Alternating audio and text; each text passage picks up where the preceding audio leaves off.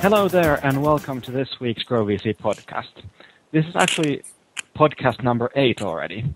And today we're discussing the global phenomenon of the emerging East, especially with startups in mind. More and more of the cutting-edge innovations are coming from outside the more commonly accepted centers of creativity and entrepreneurship, for instance, outside of the United States. It seems that a global shift in innovating power is truly in place. I'm your host, Markus, and I'm here with GrowVC founders Jouko and Valto, as well as our very special guest, Mohan Belani. Mohan, would you like to introduce yourself to our listeners? Sure. Hi, my name is Mohan Belani, and I currently run a Singapore-based organization called E27. We are a web technology media site as well as a web technology and startups events company. So we talk about early stage web startups around Southeast Asia, primarily in Singapore, Malaysia, and Indonesia. And ever since 2006, we've been running all sorts of startup and web technology kind of events.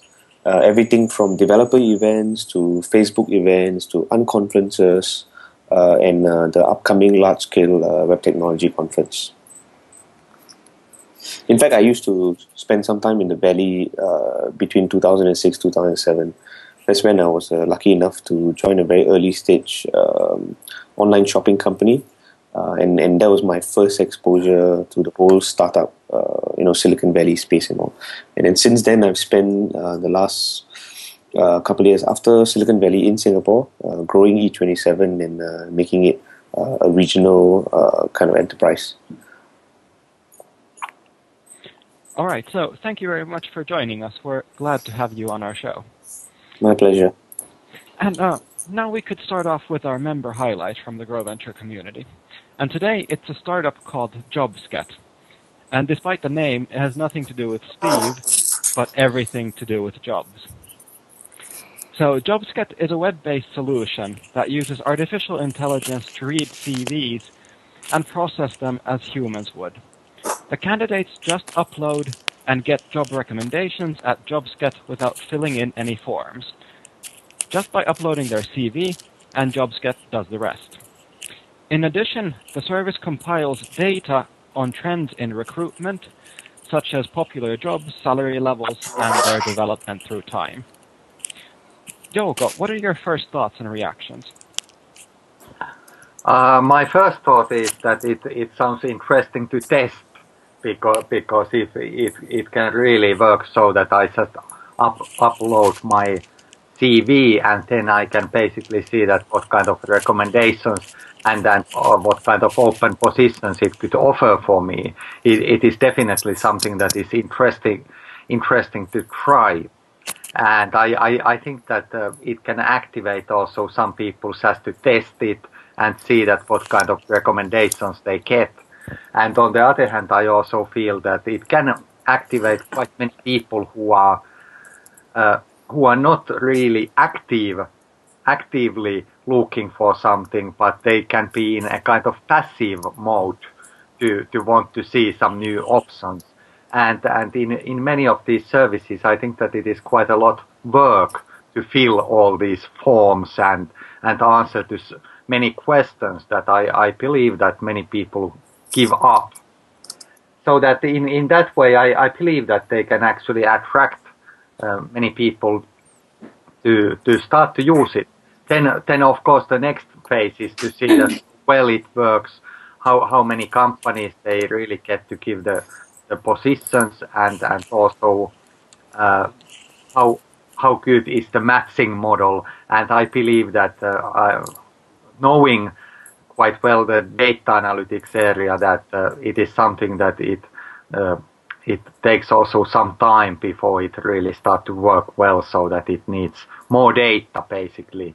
But I think that the idea is very good, and if you can really automate something in that area, I think that many people like it. And Valdo, what did you think?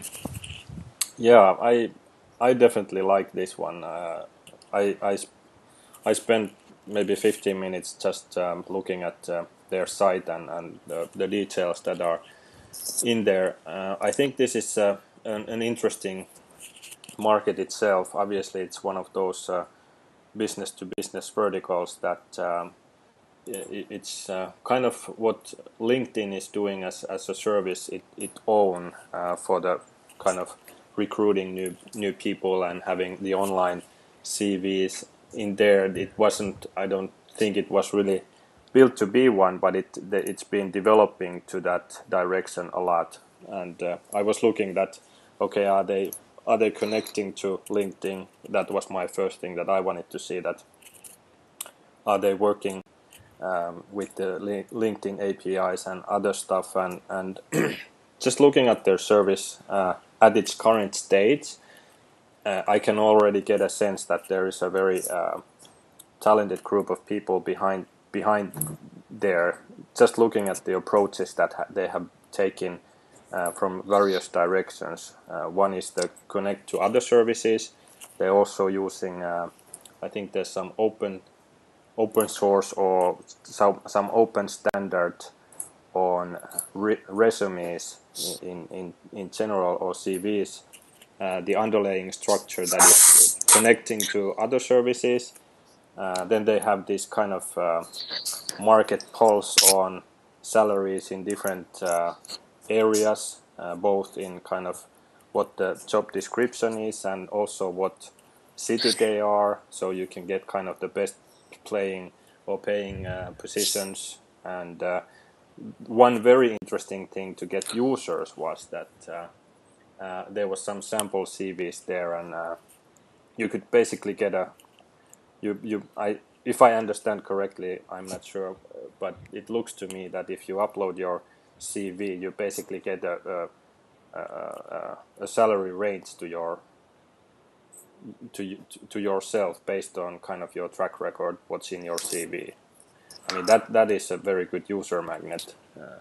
But then there's also kind of the approach to business, if they're providing this as a service for larger companies to not run their own kind of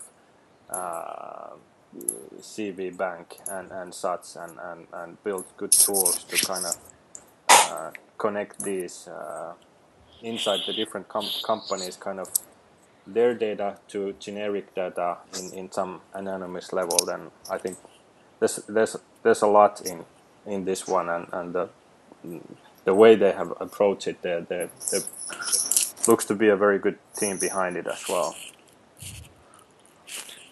All right, then. So there's some practical insights and applications to Jobsket for their future.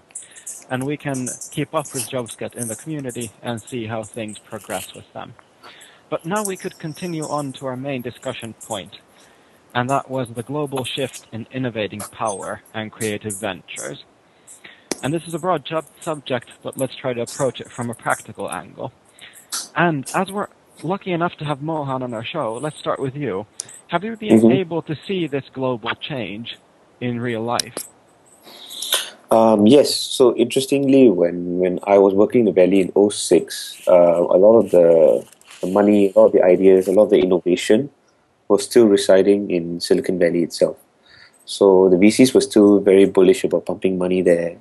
The entrepreneurs were coming up with all the coolest, most interesting ideas, and no one really looked at Asia or Southeast Asia as that area of innovation, or the area whereby venture capitalists' money will go and new ideas will come out from. And when the credit crisis started coming in, and when people started realizing that, hey, countries like China are starting to have very, very interesting business models, like the virtual goods and microfinancing models that companies in the US have not even touched the surface on, there started to be a lot of interest in those areas. So one, I would say, is innovation in business models that happened in Asia that were not apparent in the US. That kind of got a lot of the Americans and the US VCs and entrepreneurs very excited. Secondly, I think the rise in internet adoption in this part of the world has just been phenomenal in the last few years. I mean, if we look at a country like Indonesia, about 150 million people,